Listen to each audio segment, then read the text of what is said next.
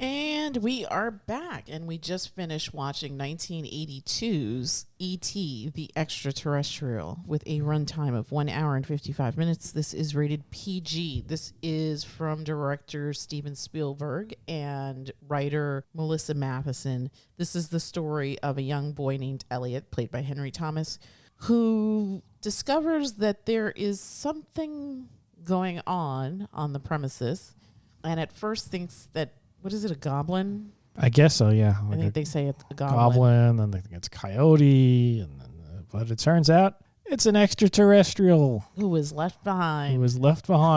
Who wandered too far and was left behind by his crew. We haven't, I mean, I feel like we've caught bits and pieces of it. I always remember like the Halloween scene. I've seen that. I mean, I've seen like little chunks of it since I initially saw it. Yeah, from start to finish and watch this again. And as far as I was concerned, it held up. I don't know what newer audiences would feel about this. I feel like they would be bored, which is kind of unfortunate because this is really lovely. It's a really lovely film. It's a really sweet message, and it still holds up. I haven't seen this since it came out in the theater. Yeah. Like I was a little kid and I remember seeing this. And I think in the same weekend I saw Poltergeist. Yeah. That was like the summer of Spielberg or something. Well, Poltergeist, not Spielberg. It's not? No. Or was it Zemeckis? Who did Poltergeist? I don't think it was either of those guys. I thought Spielberg had something to do with Poltergeist. Well, regardless. Yeah. I mean, 82 was a fun year for movies, for sure. Mm-hmm. I just remember seeing that in the theater, and I've seen, like you said, little chunks and pieces of the film in the years since. But yeah, it definitely does hold up. I also agree that I don't know how well this would play with newer generations. Our kids had zero interest in watching this. They had originally seen a large portion of it while riding on a bus. Right. And they got up to the part where basically E.T. dies. And then the bus ride ended and we had to get off the bus. And they went for like maybe a couple of years before they realized that, no, that's not the end of the movie. So they lived it with trauma, like serious trauma, that this beloved little alien creature was dead at the end of what kind of horrible movie was this? So you're right. Steven Spielberg was one of the writers for Poltergeist, but it was directed by Tobe Hooper, yeah. Tobe Hooper. Yeah. Who did Texas Chainsaw Massacre. Which is, I mean, I guess Poltergeist is a horror film. I guess. It's not like George Miller with the Mad Max and Happy Feet. Yes, that is such a weird. That's in the same film resume of the filmmaker is just I know wild. And Babe. Babe. Yeah, Babe. I mean, Jesus. All right. All right. Well, let's tangent again. I mean, that aside, Spielberg is one of our master storytellers, absolutely, without a doubt. But this little gem of a movie, as far as I was concerned, has still held up. I don't know that this would play for younger audiences. You know what? Maybe, I don't know. I feel like maybe the pacing would be a little too slow for them. Yeah. And also, the big complaint that we hear constantly is, oh, that looks so cheap. That looks so cheap or fake. Yeah.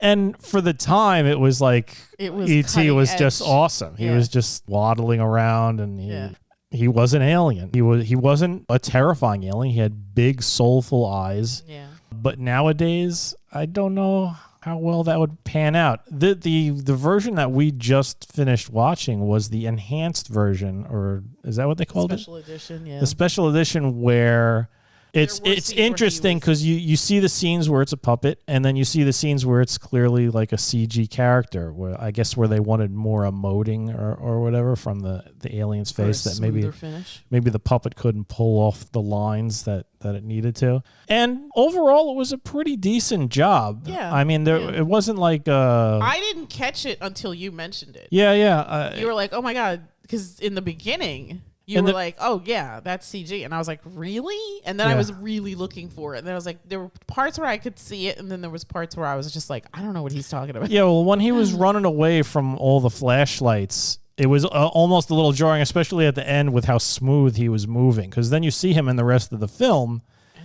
And he is basically this. It's almost like a penguin or something. Yeah. He's just waddling on these little stumpy legs. I don't even think he has legs. It looks like he just has feet. I think his, older brother or mom or whoever was on the spaceship that abandoned him had little stub legs that were longer than his, but his were just feet. His were little feet. He was like, reminded me of Hank Hill's dad from King of the Hill.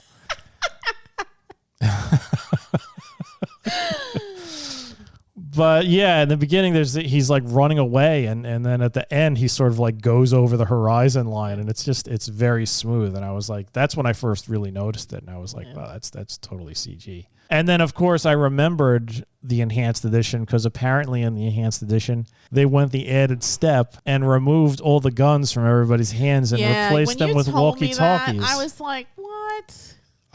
That's probably the stupidest waste of resources imaginable, because you can tell that it's different. Their hands are walkie-talkie as opposed to how you would hold a gun is very, very different. Yeah, and they're all the same. These like walkie-talkies, the big knobby antenna for some reason, and and they're all holding it like there's a trigger on it.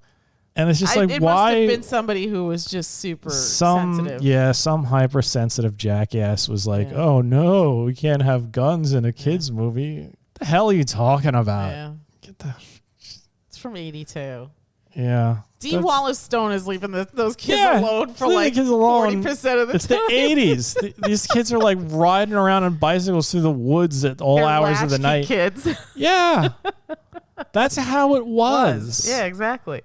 Michael was basically the parent in charge of Elliott and Gertie. Yeah. And like... And a successful day is when no one was killed. Yeah, she comes home. There are empty beer cans all over the floor. And that's not the biggest concern. No concern at all. Yeah. She lives in a house with 3 children, and there are empty beer cans all over the floor, and she has no reaction to it whatsoever other than to pick it up, look at it, and then toss it aside. The other thing that annoyed me about her is the way she egregiously would leave that refrigerator door open. Oh my God. I'm like, bitch. Yeah, there weren't back in those days. There weren't any like rolling brownouts in California. It was like the birth of suburbia. You see the houses being constructed and stuff. Yeah. But yeah, the 80s were a different time. Yeah. Having adults would pull guns at children. And it wasn't even like, I don't think they ever fired a gun in the entire movie. No. They were just holding them. Yeah. And for some reason, it's just like, no, you're going to disturb people. Oh my God. Children will be warped by seeing some guy hold a gun as he marvels as kids go flying over their heads on bicycles into the sky. A scene that has been parodied ad nauseum. It's an iconic scene. It wasn't that the symbol for Amblin Entertainment or something? Sure. Elliott on the bike with E.T. in the basket, just sailing past the moon. Yeah. So yeah, I mean, I feel like this movie still holds up. However, I have to caveat that by saying that I think that younger audiences might have... Maybe. Might have not the attention span. I mean, this is a 2-hour movie. Yeah. It's a 2-hour. That's long. Mm-hmm. And I think that with the way we have structured our society now, where we just can't consume anything over 5 minutes. I mean, this is why YouTube shorts are successful, why TikTok is a big thing. Yeah. Because we've now programmed our young people to have the attention span of gnats. I mean, when the kids first saw it, I'm granted they were trapped on a bus. They did watch it, and they seemed like they were little. This is before they had cell phones. Like they were pretty into it. Yeah, this is before major distractions existed. Yeah, exactly. So maybe if you're going to show it to a younger kid. Yeah. Like I think they would appreciate it more. They might appreciate, if you're on a long car trip, pop on ET. Maybe they'll learn or enjoy like a very touching story. It's a good story. Yeah, absolutely. And I think that... I don't know, but I am assuming that when Spielberg made this film, it was for younger audiences. Yeah, I mean, it's That's a definitely the target PG movie. audience. You said it was PG, right? Yeah. Like anybody could go see that movie. Yeah, absolutely. So. But I feel like as an adult, maybe it's because I grew up with that film. Like that film was super successful. Remember? I mean, that played. Oh, in the there was for a while. Like there was ever. E.T. everywhere. Yeah. And as a little kid, I freaking loved E.T. I would make them out of clay like over and over again. Yeah. As you should. I mean. Yeah. It was easy to make. Little stubby. Not only that, but just the story was so sweet. Like, here's like this little alien that gets trapped here, away from his family, away from his home, and it's like bonds with this little kid. With this other little kid who's also kind of going through the motions of being a little kid, being misunderstood, being kind of picked on, being middle child, sort of forgotten. Yeah, he's alone parents, too. I mean, his older brother has his little crew of friends. His little sister she may as well be an alien to him because she's this little girl who's right. His parents have divorced. His mom's just working all the time. I completely forgot about that scene where they find the father's shirt and he starts reminiscing and the older brother starts to smile, kind of remembering, and that really touched me. Like that felt like a moment to me. Like it wasn't a big moment in the film, but just the significance of that scene. How this child just pines for like family. Yeah. Like even though he lives with his mother and his siblings, there's that missing piece, which is his father, who you never see. I mean, he's referred to in the film, but you never see him. Yeah. And obviously there are times where you can't be a whole family, but if you can work to make it work out, you should, right? You shouldn't just walk away, especially when there's children involved. Mm-hmm. What other thoughts do we have about this film? I remember one major influence. It coined the term penis breath.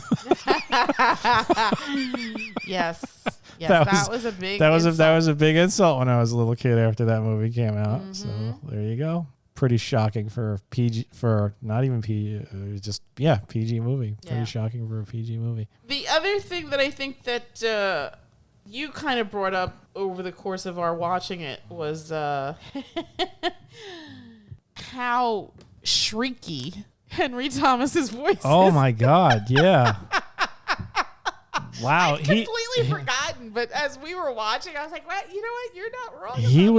He was reaching like Alvin and the Chipmunks level of screech. He was hitting some high notes. Yeah, that was impressive.